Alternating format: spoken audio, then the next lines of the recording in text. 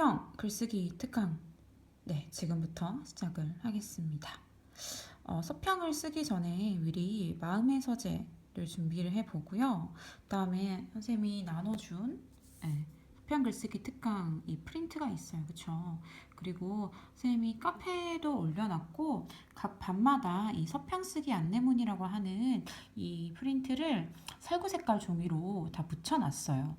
이 세 개의 도움을 받아서 글쓰기를 한번 해보려고 합니다. 자, 여러분 안에 있는 이 글쓰기의 욕망을 한번 불태워 보는 거예요. 우리가 총 4편의 소설을 읽었어요. 타클라막한 배달사고, 설은, 세 번째이자 마지막 대륙, 그리고 황망근은 이렇게 말했다. 이 4편의 소설을 읽었는데요. 이 소설들은 분명히 자기가 각자 하고자 하는 이야기가 있어요. 그런데 이걸 작가 나름대로의 어떤 이제 여러 장치들, 인물, 배경, 사건, 그리고 뭐 문체, 그리고 주제 이런 것들을 나타내려고 하고 있는데 이것에 대한 여러분들의 생각을 한번 써보는 겁니다. 자, 그런데 이 서평이라고 하는 것은 사실은 우리가 1학기 때 썼던 독후감이랑은 조금 달라요. 1학기 때 우리가 이제 에세이 쓰기를 주로 했는데요. 이 에세이 쓰기의 주제가 뭐였냐면은 나는 누구인가에 대한 것이었어. 그래서 인상적인 부분을 주로 썼고 우리가 독설지를 쓸 때도요. 인상 깊게 읽은 부분을 쌤이 쓰라고 했어. 근데 인상 깊게 읽은 부분을 쓰다 보니까 친구들이 진짜 소설에서 정말 지엽적인 부분에 초점을 둬서 쓰는 경우가 있더라고. 그런데 서평이라고 하는 거는 얘들아 좀 책에 초점을 맞추는 거야. 책 자체에. 그래서 서평 요약을 위해서는요. 저자의 의도와 책의 핵심을 파악하는 부분이 중요해요. 그러니까 나한테 인상적이었던 부분보다는 좀 책을 객관적으로 봤을 때 저자는 이런 생각으로 글을 쓴 것 같다. 아마 이 얘기를 하기 위해서 이 문장이 중요할 것이다. 또는 당연히 이 중요하다고 느낀 부분은 다를 수 있지 모든 친구들마다. 하지만 내가 느끼기에는 이 부분이 중요하다라고 하는 부분을 언급해야 될 것 같아.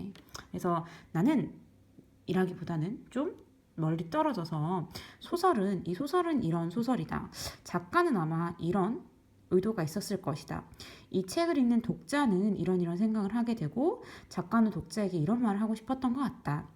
그리고 주인공은 우리가 이 소설에 대한 분석을 좀 해야 되잖아. 그치? 그럴 때 뭐 민소는, 은수는, 병수는 어떤 의미를 가지고 있고 또 뭐 크로프트 부인은 또는 황망근은 이제 이런 이야기를 하려고 하는 것 같다라는 식으로 이제 나는 이렇게 생각한다. 나에게 이렇게 말을 걸었다. 나에서 좀 벗어나서 소설로 좀 객관적인 글을 써봤으면 좋겠다라는 생각이 들었어요.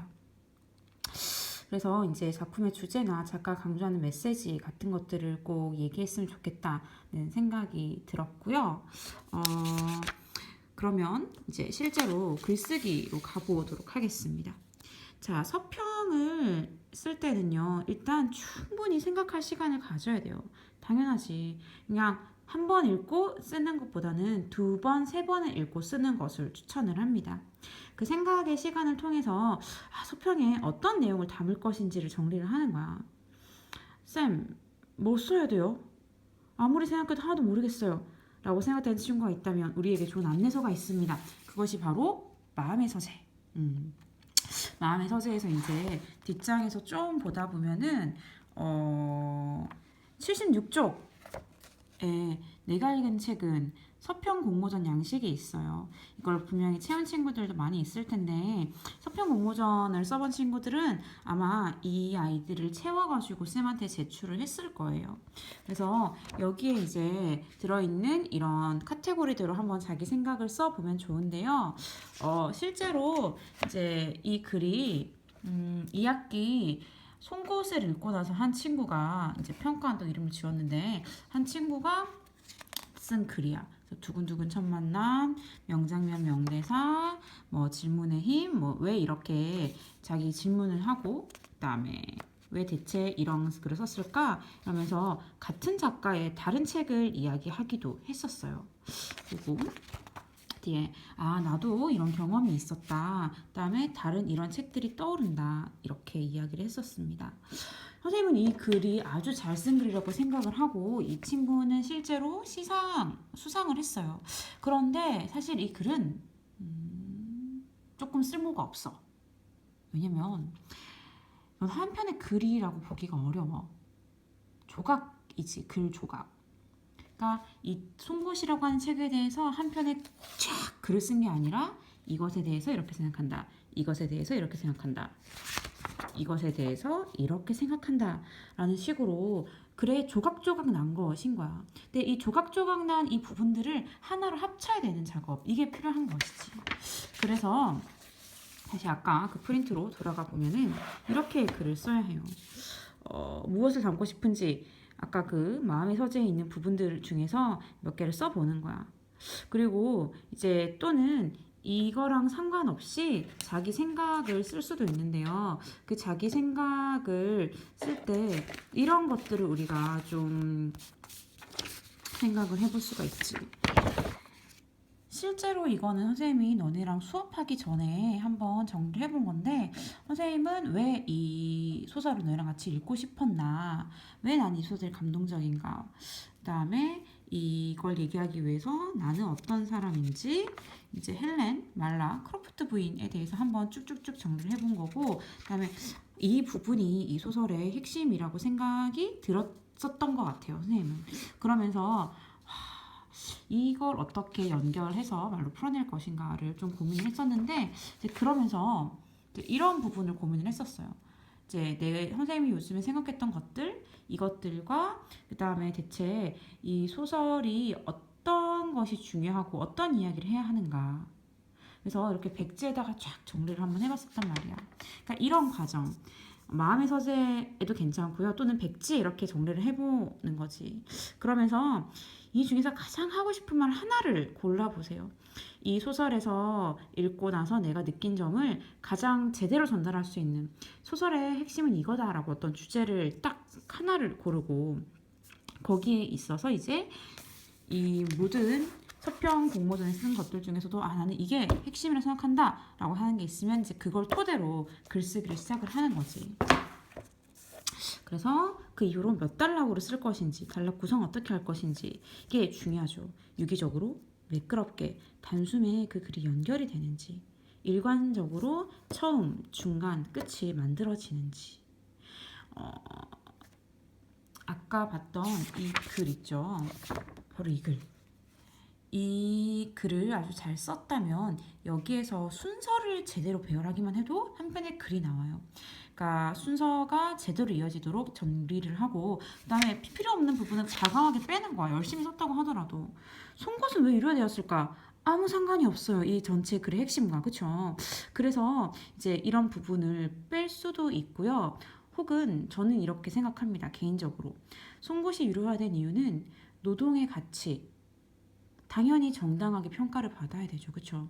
이제 최기석 작가도 노동을 하는 사람이고, 이 노동에 대해서 당연히 자기가 대가를 받아야지. 왜냐면 이 사람이 송곳에서 말하고자 하는 바가 그것이니까. 선생님 그래서 유료화 되었다고 생각이 들었어요. 네. 아무튼 그러니까 왜 송곳이 유래되었을까? 이상하다. 이렇게 끝내면 되는 것이 아니라 이 글의 전체 주제에 맞물려서 왜 송곳이 유래되었을까? 아마 이 글의 주제가 이것이기 때문에 이렇게 연결되지 않을까 생각이 된다 라는 식으로 써내면 이건 아주 좋은 글감이 되는 거지. 오케이? 네, 이해됩니다. 자, 그래서 이 만들어 놓은 구조가 서평을 통해 하고 싶은 말, 즉 주제를 잘 전달하고 있는지, 소설의 주제가 아니라 이 소설의 주제를 이야기한 나의 서평의 주제, 이걸 잘 생각하면서 글을 쓰면 좋겠어요. 자, 그래서 책을 읽으면서 아마 이제 여러 가지 생각을 했을 거야, 그치? 발췌를 먼저 하고 책에서 중요한 부분, 내가 생각했을 때 이 부분, 내가 좋았던 부분, 그리고 그거랑 관련해서 메모를 하는 거지. 아까 보여줬던 이런 백지에다가 해도 되고요. 또는 서평 공모전 양식에 써도 됩니다. 막 메모를 하면서 이제 개요를 짜. 그리고 이 개요에 따라서 순서를 재배열하고 초고를 쫙 씁니다. 초고란 첫 번째 글이란 뜻이고요. 그리고 나서 다시 한번 마지막으로 점검하는 퇴고의 작업이 꼭 있어야 돼요. 이게 없으면 제대로 된 글쓰기라고 할 수가 없지. 네, 여기까지가 이제 선생님이 여러분에게 말해줄 수 있는 서평 쓰기의 방식입니다. 자, 그렇다면 마지막 안내. 아까 얘기했듯이 A4 3쪽이에요, 여러분. 3쪽입니다. 자, 정해진 양식이 있어요. 글자 포인트 10포인트, 11포인트, 12포인트 올라가면 선생님이 깨알같이 다 알아봐요. 30일까지 출력본과 파일은 카페에 업로드를 하고요. 파일은 좀 뒤늦게 업로드 돼요. 다른 친구 혹시 보는 게 싫다면. 하지만 둘 다를 꼭 올리셔야지 됩니다. 여기에 플러스로 선생님이 과제를 하나 더 추가하려고 해요. 으악. 자, 여기 출력본을 제출하려고 되어 있는데 출력본 플러스 개요를 제출하세요. 바로 여기 나와 있는 이 개요를 같이 제출하세요. 어떤 친구가 보고서를 쓰는데 인터넷에서 긁었다는 이야기를 본 적이 있어요. 정말 충격적입니다. 설마 선생님이 사랑하는 한과학 24기 학생들이 그럴 리는 없다고 생각을 하지만 여러분의 생각의 과정이 궁금하기도 하고요. 이 개요가 어떻게 대체 한 편의 좋은 글로 나왔는지를 그 생각의 과정을 보고 싶어요. 그래서 여러분의 글쓰기의 생각의 과정이 드러날 수 있도록 그 개요를 글쓰기 과정을 여러분 선생님에게 입증할 수 있는 그런 자료. 글쓰기는 한 번에 딱 되는 것이 아니에요. 이런 과정을 거쳐야 하기 때문에 당연히 이 과정이 있을 거라고 생각을 합니다. 과정이 없는 글은 없죠. 이 과정 입증 자료를 선생님에게 같이 제출하지 않으면 감점입니다. 꼭 출력본과 과정 입증 자료를 이 개요 같은 자료를 또는 이런 자료를 함께 내시길 바랍니다. 자, 여러분 당신의 책 읽기를 응원합니다. 서평 쓰기 열심히 한번 해봐요. 바이.